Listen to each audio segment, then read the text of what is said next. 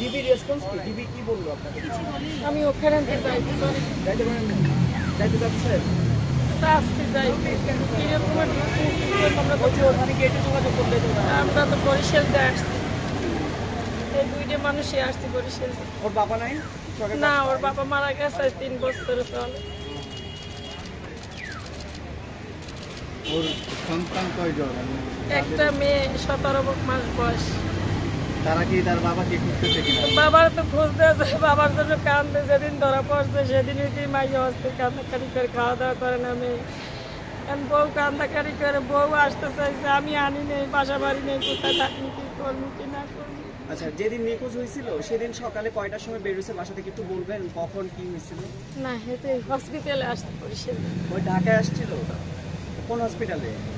Health aid hospital, বাসাবো। আচ্ছা আচ্ছা।